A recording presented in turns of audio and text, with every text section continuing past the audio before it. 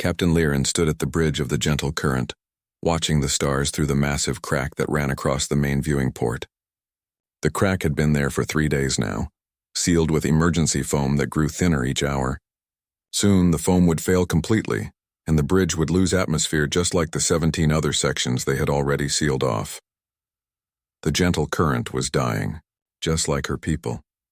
Liren touched the smooth surface of her control panel with one of her 4 delicate fingers. The ship's status display showed red warnings everywhere. Life support failing in 12 sections. Main engines completely dead. Secondary power dropping by 2% every hour. Food supplies would last another week. Maybe less with rationing, but they would not live another week. The hegemony hunters were coming. 50,000 Zephyrians filled the ship's remaining safe areas. Families huddled together in the cargo bays and corridors, their pale blue skin glowing softly in the dim emergency lighting. Children pressed close to their parents, sensing the fear that all the adults tried to hide. The elderly sat quietly, their skin patterns flickering with acceptance and ancient wisdom. Liren's own skin showed deep purple patterns of grief and responsibility. As captain, she carried the weight of every life aboard her ship. She had led them away from their homeworld when the hegemony came. She had promised them safety among the stars. Now she could only watch them die slowly in the cold darkness between worlds. The Zephyrians had never known war. Their homeworld of Zephyr Prime had no predators, no natural disasters, no violence of any kind. For millions of years they had lived in perfect harmony with their world and each other. Their technology focused on art, music, and philosophy. Their ships were built for comfort and beauty, not speed or protection. When the hegemony arrived with their massive war fleets, the Zephyrians could not even understand what was happening. The concept of one species deliberately harming another was completely alien to them.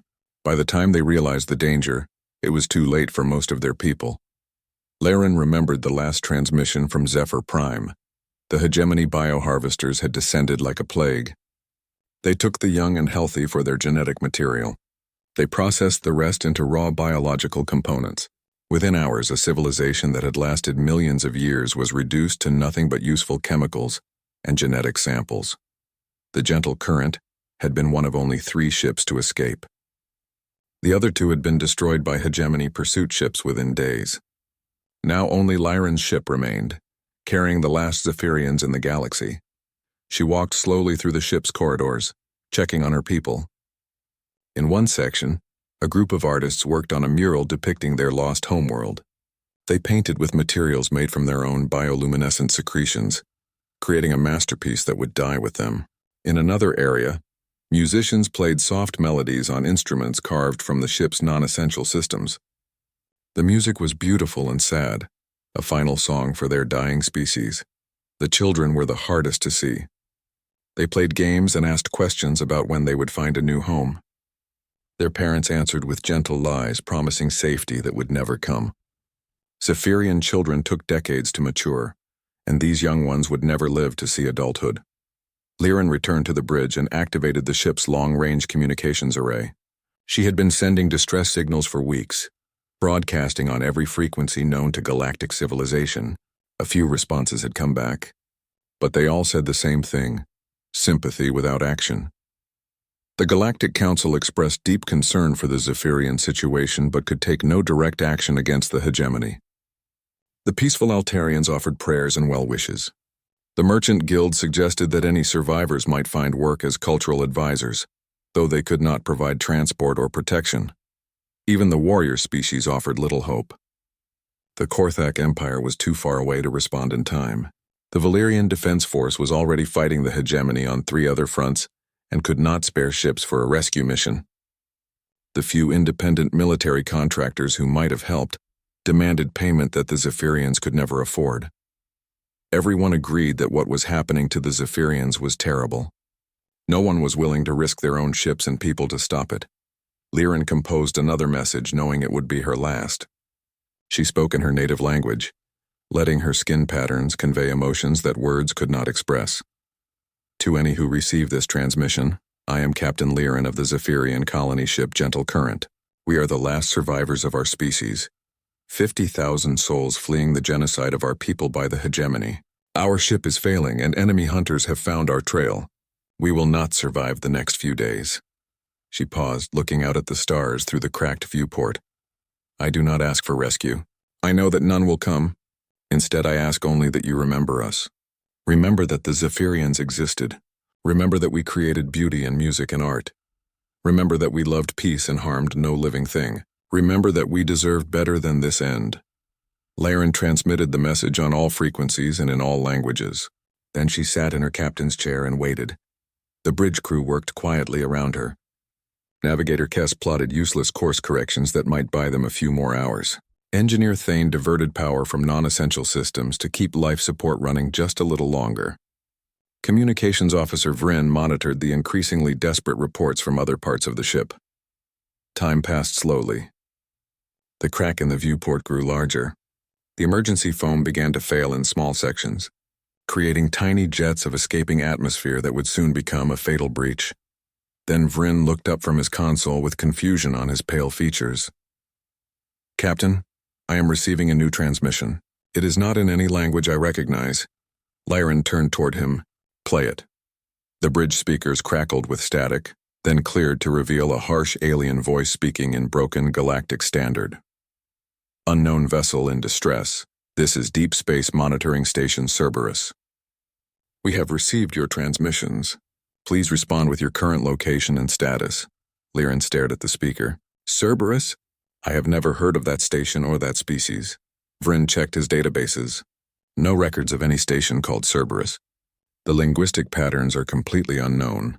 The accent is aggressive. Laren activated her communication system. Station Cerberus, this is Captain Laren of the Gentle Current.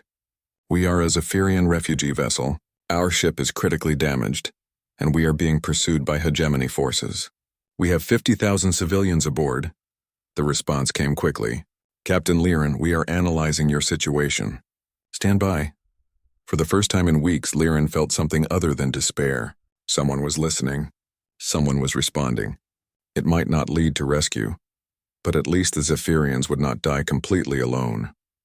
She looked out at the stars and wondered who these strangers were, and why they sounded so different from every other species she had encountered. There was something in their voice that she had never heard before in galactic communications. It sounded almost like anger. The emergency foam on the viewport finally gave way completely, and alarms began to sound throughout the bridge. But for the first time since fleeing her homeworld, Captain Laren smiled as her skin patterns shifted to show the faintest hint of hope. Commander Sarah Chen stood in the control center of Deep Space Monitoring Station Cerberus, studying the alien transmissions that had been coming in for the past 6 hours. The translation software was struggling with the Zephyrian language, but the emotional content was clear enough: fear, desperation, and the terrible acceptance of approaching death. Cerberus was humanity's most distant outpost, positioned on the very edge of known space. Its mission was simple: watch, listen, and learn about the galactic community that humanity had only recently discovered. Earth's policy was strict: observe but do not interfere.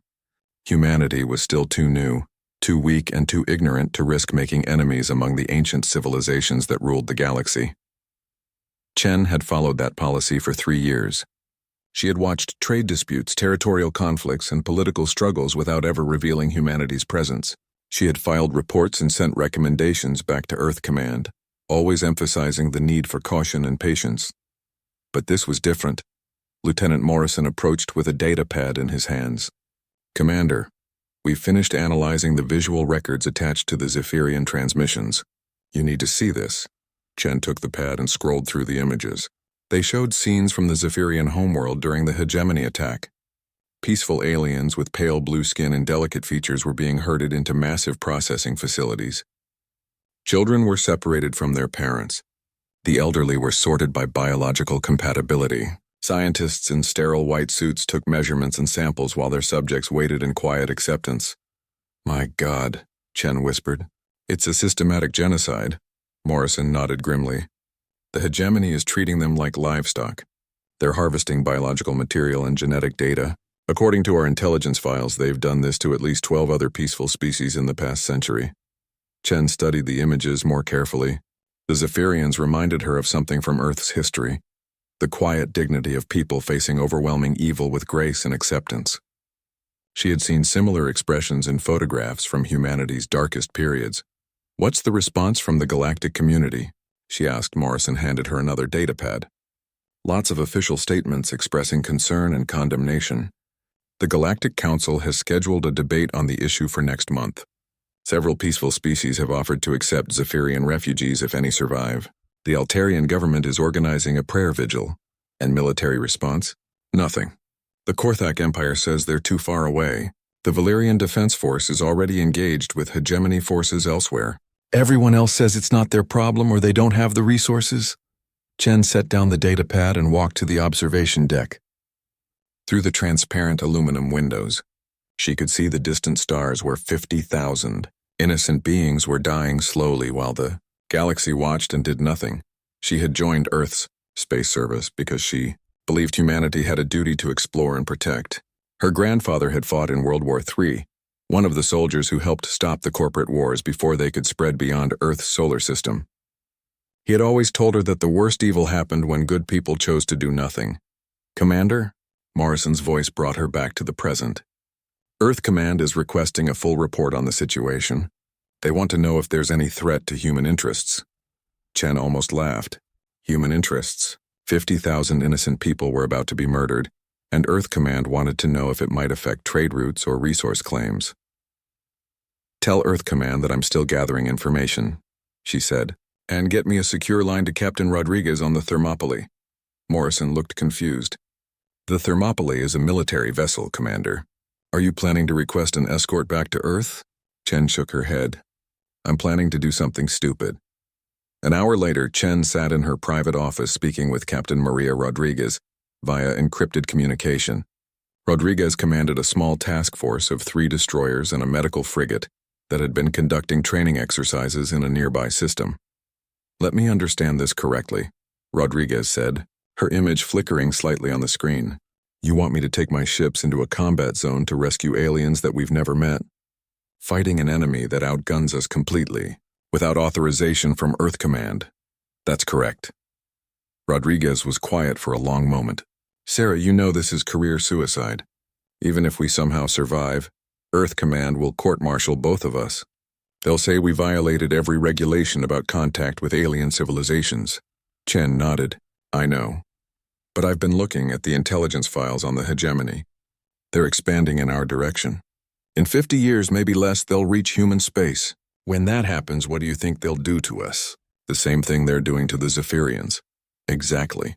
And when that day comes, I want to be able to say that humanity didn't just stand by and watch when we had the chance to make a difference." Rodriguez studied Chen's face through the communication link. They had served together before, during the border conflicts with the Mars colonies. Rodriguez knew that Chen never made decisions lightly.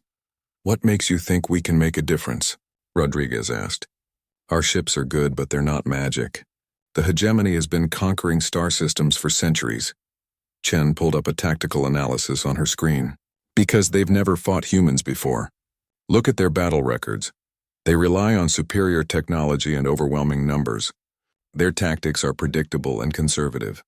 They expect their enemies to fight like civilized beings. And humans don't fight like civilized beings." Chen smiled grimly.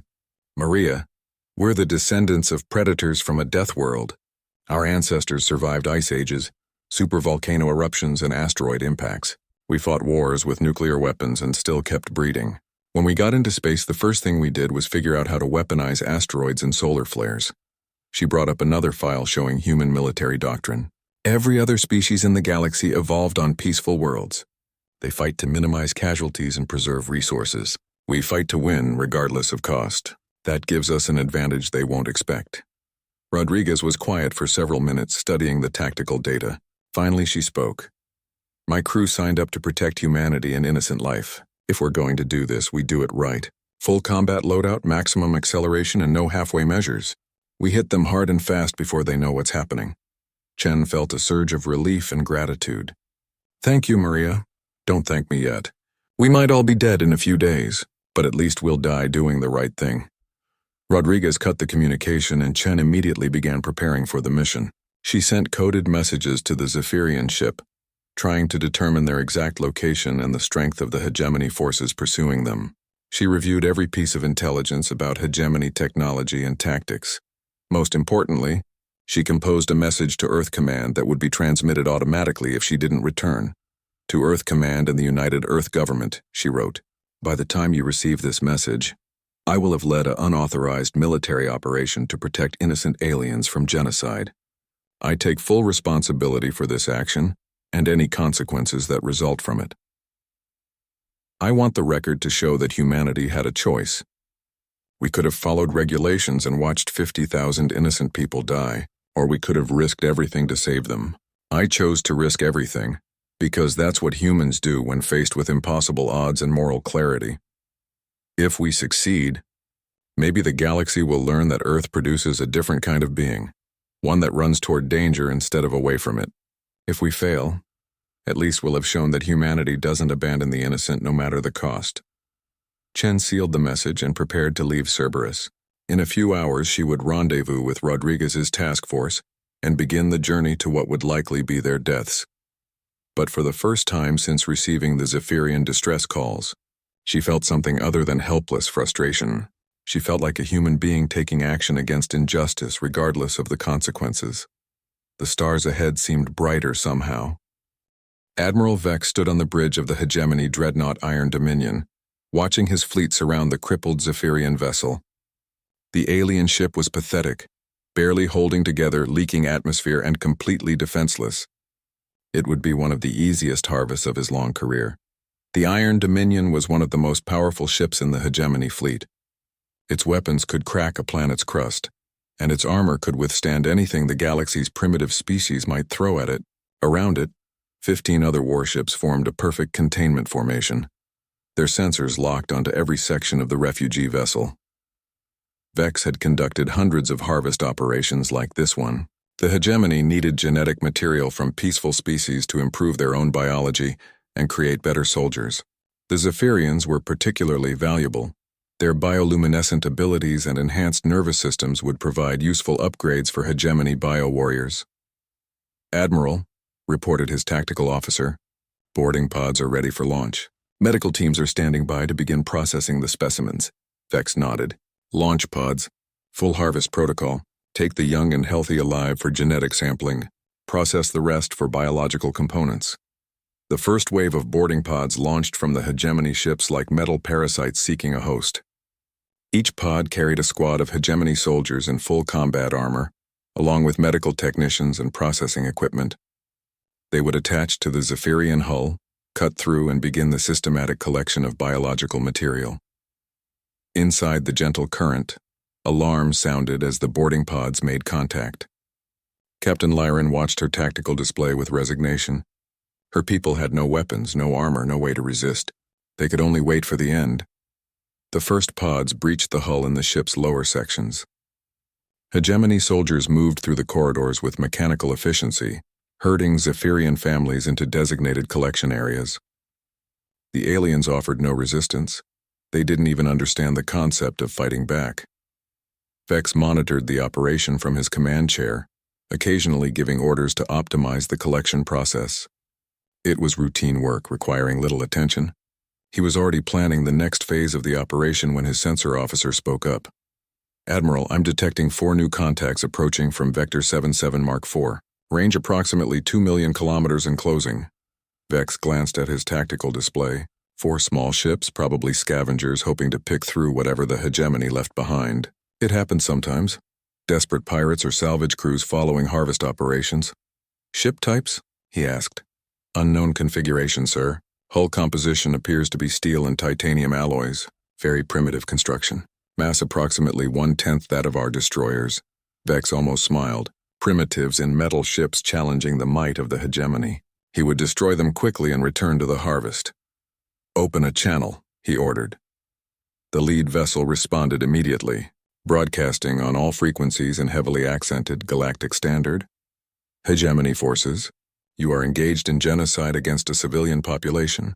Withdraw immediately or face the consequences." The bridge crew of the Iron Dominion fell silent for a moment, then several officers began laughing. The primitive aliens thought they could threaten a hegemony fleet with 4 tiny ships. Vex activated his communication system. Unknown vessels, you are interfering with a lawful hegemony operation. Withdraw immediately or be destroyed.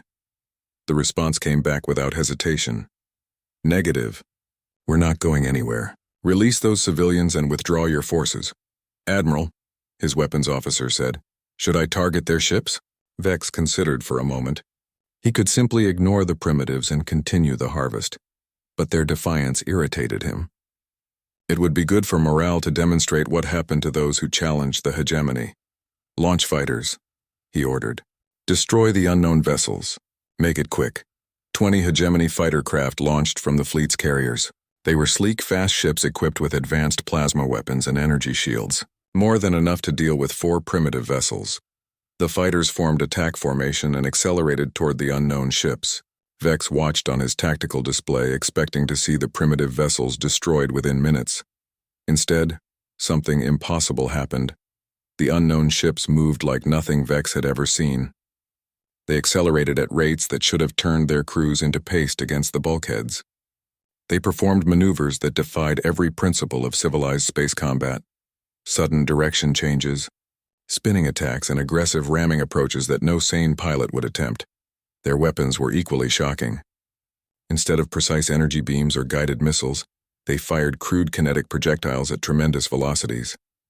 Nuclear warheads detonated in brilliant flashes. Particle beams designed not for accuracy, but for maximum destruction swept through space like the claws of some great predator. The first wave of hegemony fighters was destroyed in less than 3 minutes. The survivors tried to retreat, but the unknown ships pursued them with relentless aggression, firing continuously until every fighter was eliminated. What just happened? Vex demanded. His tactical officer stared at his instruments in confusion. Sir, I don't understand. Those ships moved at accelerations exceeding 15 standard gravities. No known species can survive those forces. And their weapons? Primitive but devastatingly effective. They're not trying to disable or capture. They're trying to completely destroy everything they target. Vex felt the first stirring of unease. In 3 centuries of service, he had never encountered tactics like these. Every civilized species fought according to established principles. Minimize casualties, preserve valuable resources, avoid unnecessary destruction. These aliens fought like rabid animals. The lead enemy vessel was broadcasting again. Hegemony fleet, your fighters have been destroyed. Withdraw your boarding parties and leave this system immediately. This is your final warning. Vex's pride would not allow him to retreat from 4 primitive ships, regardless of their unexpected tactics. All vessels target the unknown ships. Full weapons. The hegemony fleet opened fire with devastating force. Energy beams capable of melting asteroid cores lanced out toward the tiny alien vessels. Missile salvos that could level cities streaked through space. The unknown ships scattered like startled predators, but they didn't retreat. Instead, they used the debris field created by the destroyed fighters as cover, weaving between wreckage while returning fire with their crude but effective weapons. One of the alien ships, the one that had been doing most of the talking, suddenly accelerated directly toward the Iron Dominion at impossible speed. Vex realized with horror that the primitive vessel was attempting a ramming attack. Evasive maneuvers, he shouted. The dreadnought began to turn, but it was too late. The alien ship didn't ram them. Instead, it passed within a few hundred meters of the Iron Dominion's hull, while launching a spread of projectiles at point-blank range. The projectiles were antimatter warheads, Vex realized. Crude, dangerous weapons that no civilized species would use in close quarters. The explosions tore through the dreadnought's armor like it was paper, causing massive damage to the ship's primary weapons array. Damage report, Vex demanded. Sir, we've lost main guns 1 through 6. Hull breach on decks 7 through 12. Casualty reports coming in from all sections. Vex stared at his tactical display in disbelief. One primitive ship had inflicted more damage on his dreadnought than entire fleets of civilized enemies. How was this possible? The answer came as he watched the alien ships continue their attack. They fought without regard for their own safety, using tactics that would be considered insane by any rational military doctrine. They rammed damaged ships into enemy vessels, detonated their own reactors to take enemies with them, and continued fighting even when severely outgunned. Most disturbing of all, they seemed to become more dangerous when wounded. Damaged alien ships fought with increased desperation and fury, as if the taste of their own blood only made them stronger. "Admiral," his communications officer reported, "we're receiving new contacts on long-range sensors. More unknown vessels approaching, dozens of them." Vex felt ice in his veins. "Ship types?" "Mixed configuration, sir. Some appear to be converted cargo vessels. Others look like mining platforms or civilian transports, all heavily armed with the same primitive but effective weapons." The reinforcements weren't even military vessels, Vex realized. They were civilians, merchants, miners, farmers, who had somehow heard about the battle and come to fight. What kind of species sent their non-combatants into a war zone? The kind that didn't distinguish between soldiers and civilians when it came to protecting the innocent. "Sir," his tactical officer said quietly, "I recommend immediate withdrawal. Our forces are taking heavy casualties and those reinforcements will be here within the hour." Vex wanted to refuse.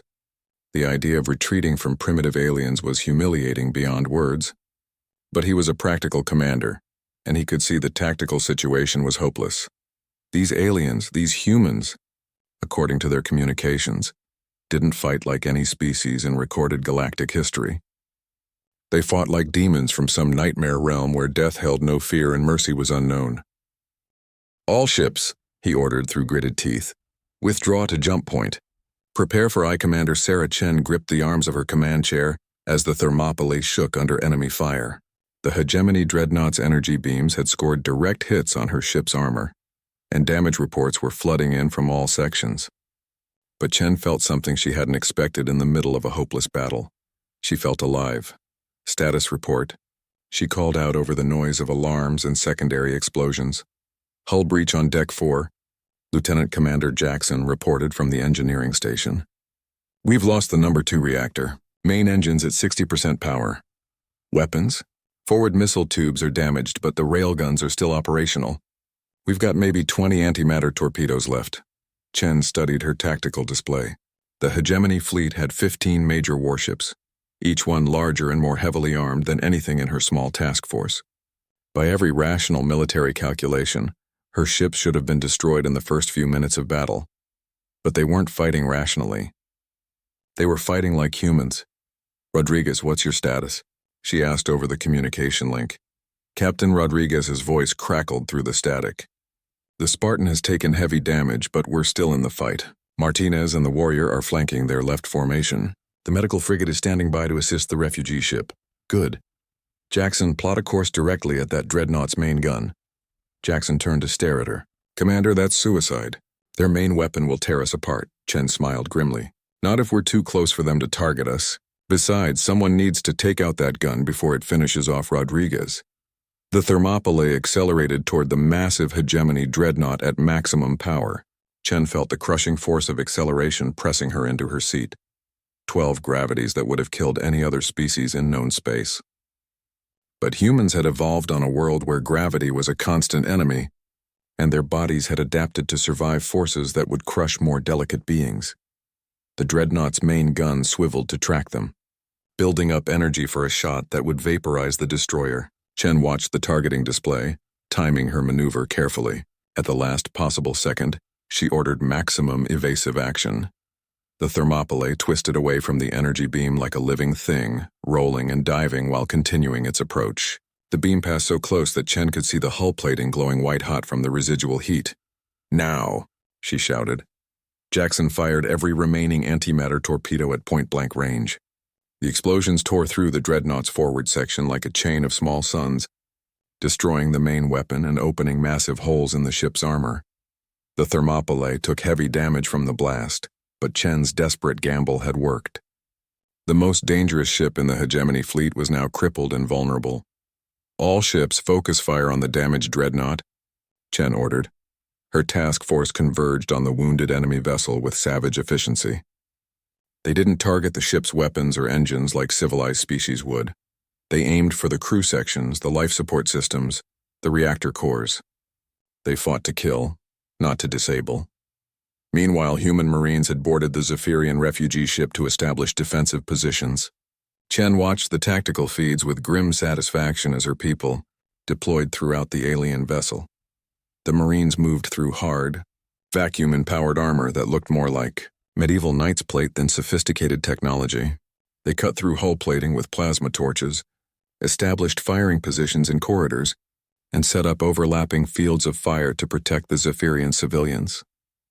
Sergeant Williams led the Marine detachment with the casual competence of someone who had fought in the Martian border wars. His squad moved through the ship like they owned it, checking every corner and scanning for threats. "Commander," Williams reported over the communication link, "we've secured the civilian areas. The Zephyrians are scared but unharmed. Some of them are asking if we're angels." Chen almost laughed. Angels. If only they knew that humans were the descendants of persistence hunters who had chased their prey to exhaustion across African plains. "Negative, Sergeant. We're just humans. How many hegemony boarders are still on the ship?" "About 30, maybe 40. They're holed up in the lower sections." "These aliens don't know how to fight, Commander. The hegemony troops are just herding them around like livestock. Show them how humans fight, Sergeant." The Marine assault on the hegemony boarders was swift and brutal. Williams' squad moved through the ship's corridors with textbook precision, using grenades and flashbangs to disorient their enemies, before closing for hand-to-hand combat.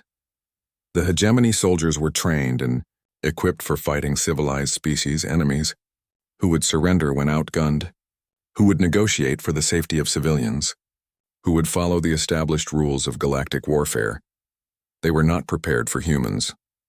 Williams led his squad in a frontal assault that should have been suicide. They charged through enemy fire, absorbed hits that would have stopped other species, and kept fighting even when wounded. One Marine continued fighting with a plasma burn that had melted through his armor and into his chest. The hegemony soldiers fell back in confusion and growing fear. These humans didn't fight like any species they had encountered. They seemed to have no sense of self-preservation, no regard for acceptable casualty ratios, no understanding of when a rational being should surrender. "They're not stopping," one of the hegemony soldiers screamed over his communication link. "We've hit them multiple times, but they keep coming." The Marine assault ended when Williams cornered the last group of enemy soldiers in a cargo bay. Instead of demanding their surrender, he simply threw several grenades into the room and sealed the door. "Area secured, Commander," he reported with professional calm. "No human casualties. The Zephyrians are safe." Back in space, the battle continued with increasing intensity. Chen's reinforcements had arrived, converted cargo ships, mining platforms, and civilian transports that had been hastily armed with whatever weapons their crews could find. The sight of civilian vessels charging into battle against a superior enemy fleet should have been tragic. Instead, it was terrifying in its implications. What kind of species sent their merchants and farmers to fight alongside their soldiers? The kind that didn't distinguish between combatants and non-combatants when innocent lives were at stake. Captain Torres commanded a converted ore hauler called the Lucky Strike. His ship had been modified with mining charges that made excellent improvised weapons and asteroid-cracking lasers that could cut through enemy armor. "This is Torres to all civilian vessels," he broadcast on an open channel. "Remember, we're not trying to capture anything. We're here to hurt these bastards so badly that they never come back." The civilian ships attacked with the same savage intensity as the military vessels. They used ramming tactics, suicide runs, and weapons combinations that no military academy would teach. A mining ship called the Deep Digger actually managed to ram a hegemony cruiser, detonating its entire cargo of mining explosives on impact. The explosion destroyed both ships, but it sent a clear message to the surviving hegemony forces. These humans would die before they let genocide continue. Admiral Vex watched his fleet being systematically destroyed by a force that should have been easily defeated. His ships had superior technology, better armor, and more powerful weapons, but none of that mattered against an enemy that fought like rabid animals. "Sir," his tactical officer reported, "we've lost 6 ships. The remainder have taken heavy damage. I recommend immediate withdrawal." Vex wanted to refuse, but he could see the tactical situation was hopeless. These humans fought without regard for their own survival, using tactics that bordered on insane. They turned their own ships into weapons, sacrificed themselves to protect civilians they had never met, and seemed to become more dangerous when wounded. Most disturbing of all, they were winning. "All ships withdraw to jump point," Vex ordered through gritted teeth. "Prepare for immediate departure." As the hegemony fleet retreated in disorder, Chen watched them go with satisfaction. They had saved the Zephyrians, but more importantly, they had shown the galaxy something new. Humanity had announced its presence in the most dramatic way possible, by standing up to the galaxy's greatest evil and winning through sheer bloody-minded determination. "Commander," Rodriguez said over the communication link, "Earth Command is going to have our heads for this." Chen smiled as she looked at the saved refugee ship. "Let them try. We just proved that humans don't abandon the innocent no matter the odds. That's a precedent I'm willing to die for." The stars seemed brighter somehow, as if the galaxy itself had changed. Captain Liren of the Gentle Current stood in the main cargo bay of her ship, watching the human Marines remove their helmets for the first time. She had expected them to look like the other species she knew. Delicate features, peaceful expressions, the soft appearance of beings who had evolved on safe worlds. Instead, she found herself looking at faces that told a different story entirely. The humans had scars, not the neat surgical marks that civilized species sometimes acquired, but jagged lines that spoke of violence survived and lessons learned. Their eyes were intense and alert, constantly scanning for threats that might not exist. When they smiled, Liren could see teeth that looked designed for tearing rather than the grinding teeth of peaceful herbivores. These were predators. Predators who had chosen to protect her people. Commander Chen approached with the careful movements of someone accustomed to fighting in confined spaces. Her expression was kind but watchful, like a guardian animal protecting its territory. "Captain Liren," Chen said in carefully pronounced Zephyrian, "your people are safe now. We're going to escort you to a secure location where you can begin rebuilding your civilization." Liren's skin patterns shifted to show deep gratitude mixed with confusion. "Commander Chen, I must ask, why did you come? Your people had nothing to gain from helping us. You risked everything for strangers." Chen was quiet for a moment, looking around at the Zephyrian families that filled the cargo bay. Children pressed close to their parents, their bioluminescent skin flickering with patterns of curiosity and wonder. The elderly sat with dignity despite their recent terror, their ancient eyes reflecting a wisdom born of survival. "Because someone had to," Chen said finally. "Because standing by and watching genocide happen makes you complicit in it. Because my species learned a long time ago that evil succeeds when good people choose to do nothing." Liren studied the human's face, trying to understand the emotions she saw there. Humans seemed to carry their feelings close to the surface, unlike the controlled expressions of more civilized species. "What will happen to your people for helping us?" Liren asked. "Will your government punish you for acting without authorization?" Chen smiled grimly. "Probably. But that's a problem for later. Right now, we need to get you somewhere safe and figure out how to stop the hegemony from doing this to other species." Over the following days, as the human fleet escorted the Zephyrian ship to safety, Liren spent time talking with her rescuers. She learned that humanity was a young species, having only reached the stars within the last century. They were still considered primitives by galactic standards, with crude technology and barbaric social customs, but they had something that the galaxy's ancient civilizations seemed to have lost: the willingness to fight impossible odds for moral principles. Dr. Martinez, the chief medical officer from the human frigate, worked tirelessly to treat injured Zephyrians. Her methods were sometimes rough compared to the gentle healing techniques that most species preferred, but they were effective. "Your people are remarkably resilient," Martinez told Liren as they watched a young Zephyrian child recover from malnutrition.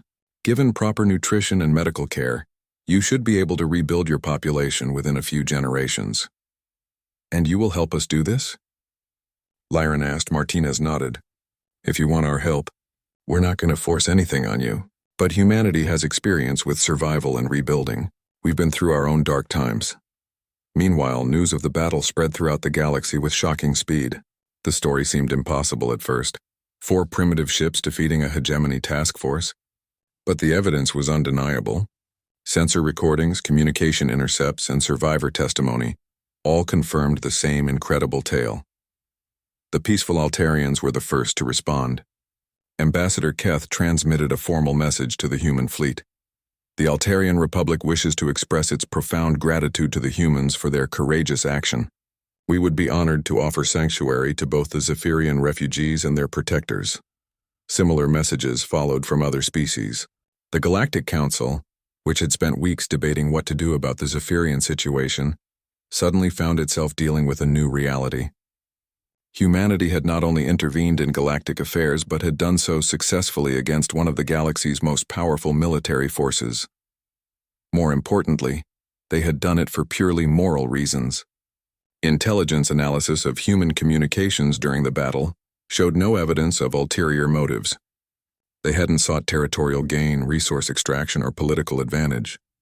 They had simply seen innocent people in danger and acted to protect them. This concept was so alien to galactic politics that many species struggled to understand it. Admiral Vex submitted his report to Hegemony High Command with trembling hands. How could he explain that his fleet had been defeated by primitives who fought like demons?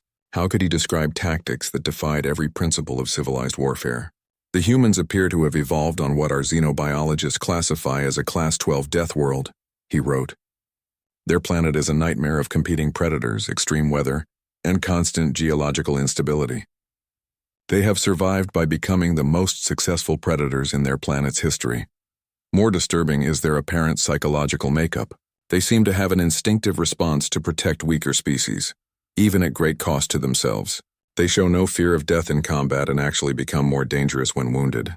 Their tactics prioritize maximum damage to enemies over preservation of their own forces. Recommendation: the hegemony should avoid contact with human space until we can develop countermeasures for their combat doctrine. These beings represent a new type of threat, not conquerors seeking territory but guardians willing to die to protect others. But it was too late for caution. Word of humanity's intervention had inspired other species throughout the galaxy. The peaceful melody began organizing mutual defense pacts. The gentle ones started requesting military advisors to help protect their worlds. Even some warrior species found themselves ashamed by comparison to these. Newcomers who had acted while they stood by. Captain Liren made the final entry in her ship's log as they approached their new sanctuary in Altarian space. We thought we were alone in our suffering. We believed that the galaxy had forgotten how to stand against evil. We were wrong. Somewhere in the darkness between the stars, there are those who heard our cries and came running toward the sound of battle. We have learned that the galaxy's most dangerous predators are not those who hunt for conquest or resources, but those who hunt to protect others. Today we met the Deathworlders of Earth, and they chose to be our guardians. They are scarred and violent, these humans.